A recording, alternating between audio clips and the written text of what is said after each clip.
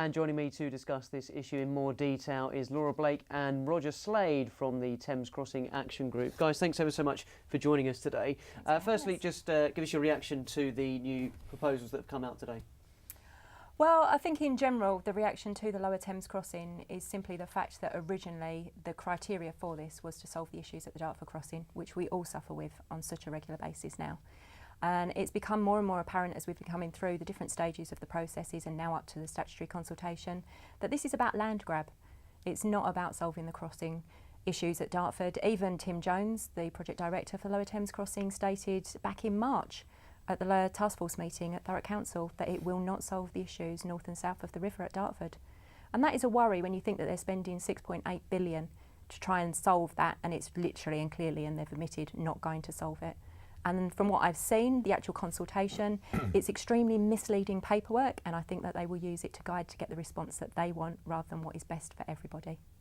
Chris Grayling says that it is going to solve that congestion from the Dartford Crossing. 14 million vehicles a year, they reckon, is going to be moved away from the Dartford Crossing as a consequence of this. What's your response to that? The response being it is clearly overcapacity now. The number has been thrown around that we've heard that is currently around 117% capacity most days now. Even if you take the latest figures that they're quoting, which all of a sudden has jumped up from 14% to 25% that they're going to remove, when you increase the 20% growth of traffic by the time it's built, if it's built, it's still going to be at or above capacity. So how can they explain to us?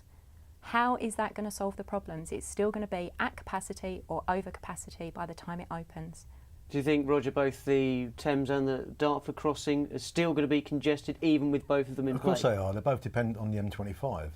If that goes down, both the crossings suffer, and then we get rat runs, people migrating across Thurrock. So there's no chance at all that this is going to cure the problem at Dartford. That's not what it's intended for.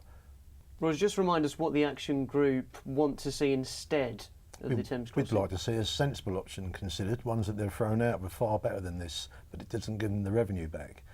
We'd like to see them look at it again from the start. We'd like to see it start again because the early proposal in 2016 was flawed. One candidate wasn't brought in till halfway through that consultation. So how can people be consulted on something when it's not even represented, which was option A?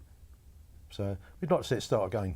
Plenty more to run in this. It'll be interesting to see how the consultation pans out. To the pair of you, thanks ever so much for joining us today. Thank you. No problem. Thanks a lot.